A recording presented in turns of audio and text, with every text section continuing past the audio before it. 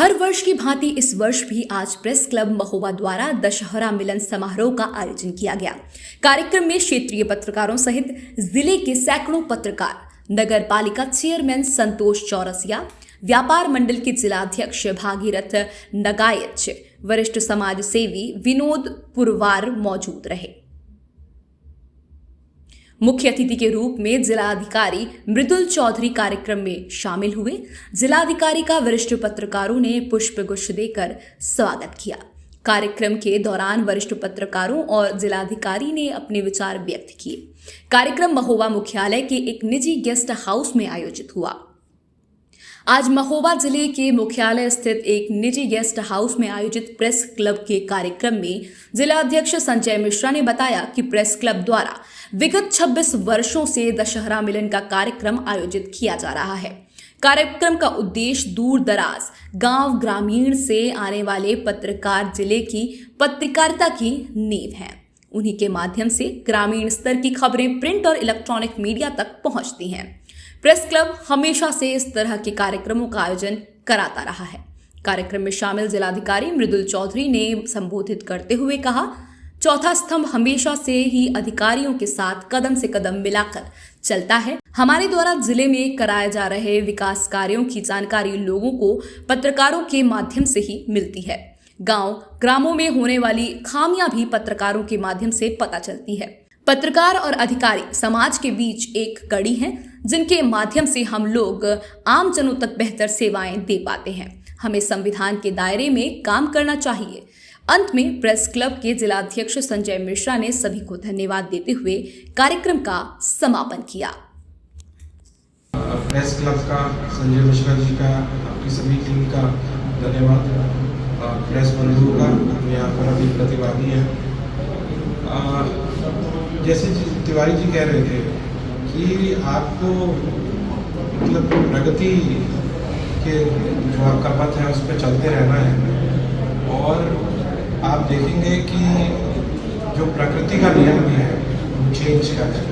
प्रकृति हमेशा चेंज होता रहता है, आते रहेंगे, कुछ ना कुछ नया आता रहेगा, जुड़ता रहेगा।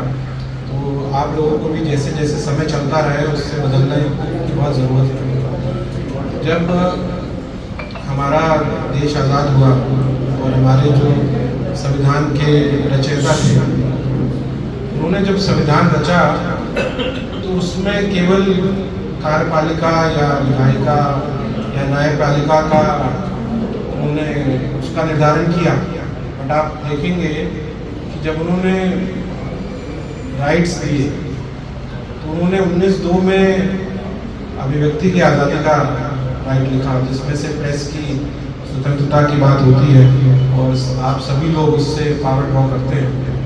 तो जब देश आज़ाद हुआ तो आप देखेंगे कि जो हमारे प्रथम प्रधानमंत्री से लेकर कोई भी हमारे जो भी हमारे नेता रहे, प्रेस ने उनके ऊपर नियंत्रण रखा। और नियंत्रण शायद सही वर्ड नहीं होगा, बट उस पर एक वॉच डॉग की तरह वो रहे और अपना काम किया। मुझे लगता है कि आपका और हमारा संबंध वही है कि हम संविधान के अंदर रहते हुए अपना कार्य करते हैं।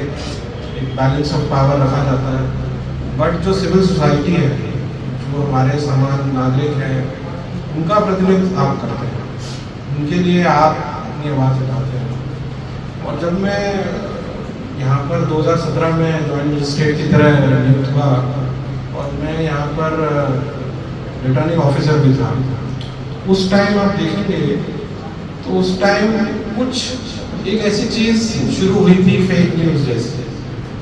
तब फेक न्यूज़ किसी को ऐसे नहीं पता था कि क्या फेक न्यूज़ का क्या स्वरूप होगा, किस टाइप की है।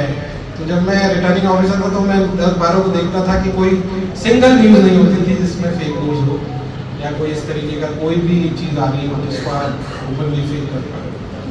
बट आज मैं ये बात इसलिए कह रहा हूँ कि ना केवल हमारी जिम्मेदारी बट ये जिम्मेदारी आपकी भी बनती है कि इसके ऊपर आपको नियंत्रण करना पड़ेगा। आज का समय हम जहाँ रह रहे हैं उसको कहा जा रहा है पोस्ट ट्रूथ, मतलब सच से आगे है। इस समय हमें नहीं पता कि सच क्या है।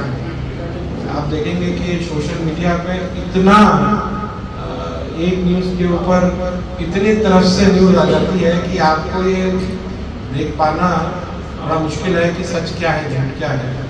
तो मुझे लगता है उस ऐसे माहौल में पत्रकारिता की जो आपके ऊपर जो जिम्मेदारी है बहुत ज़्यादा बढ़ जाती है, उनसे भी ज़्यादा आपकी जिम्मेदारी बढ़ जाती है।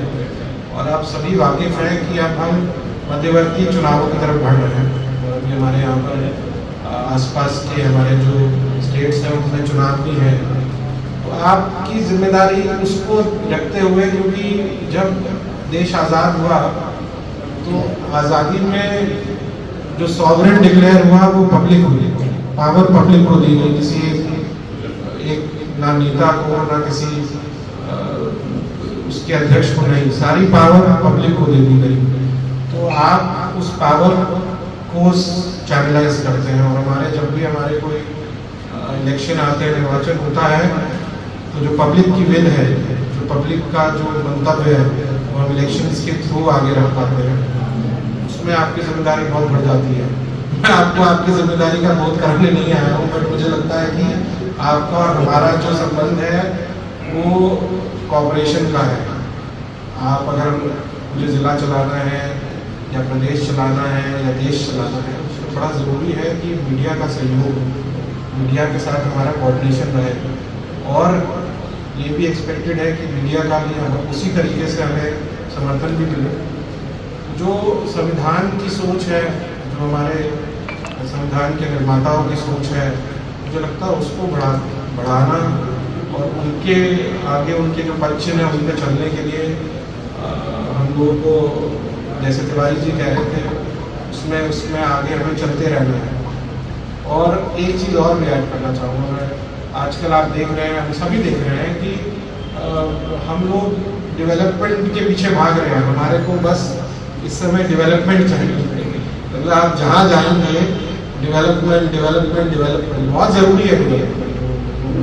उसके बिना आपका मतलब हम हमारी जो जनता है, जो हमारी गरीब जनता है, उसका अगर हमारे को उनको पॉवर्टी से बाहर निकालना है तो बहुत ज़रूरी है कि हम डेवलपमेंट करें, बट सस्टेनेबल डेवलपमेंट होना चाहिए, जो गांधी जी की सोच थी। सस्टेनेबल डेवलपमेंट अगर होना है तो हमें याद रखना पड़ेगा कि केवल डेवलपमेंट की बात ना हो, हर चीज़ की बात हो।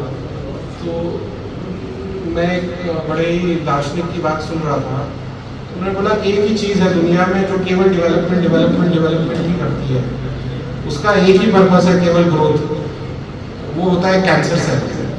जब कोई कैंसर सेल होता है वो केवल ग्रो करता है तो फट जाता है। तो मैं आपको ये बात इसलिए कह रहा हूँ कि हम जो भारत देश है उसमें जो हम लोग हैं बड़े ही अपना कॉमन सेंस से काम करते हैं। हम लोग जैसे फ्रांस और दूसरे जो आप देखेंगे यूरोपियन स्टेट्स में, उन्होंने मॉडर्निटी को एक तरीके से अपनाया। मैं इसलिए बात कर रहा हूँ कि आपने उसकी बात की थी कि हमने अपनाया, तो उसमें हमने मॉडर्निटी को बिल्कुल उठा के उसके सारे मूल्यों को ले लिया। पर भारत ने ऐसा नहीं किया। भारत ने अपना जो ट्रेडिशन है और मॉडर्निटी है उसको उसका समन्वय बना के रखा है। तो मुझे लगता है कि उसी का समन्वय बनाते हुए हम आगे चलेंगे तो मुझे लगता है बहुत अच्छी वो रहेगी। और आपका और हमारा सहयोग रहे। पहले भी मुझे आप लोगों का बहुत सहयोग मिला है। अपेक्षा करता हूँ कि जो आने वाला समय है उसमें आपका सहयोग मिलेगा। और आप लोगों ने जो ये 25वां अपना दशहरा 26वां बना रहे हैं, इसके लिए मेरी बहुत बहुत शुभकामनाएं। मुझे लगता है कि ऐसे ही आपका जो गुट है वो एकत्र है, आप लोगों के साथ उनका मतलब मेलजोल रहे और आप ऐसे ही आगे इसको बढ़ाते रहे। उसके लिए बहुत बहुत शुभकामनाएं। धन्यवाद।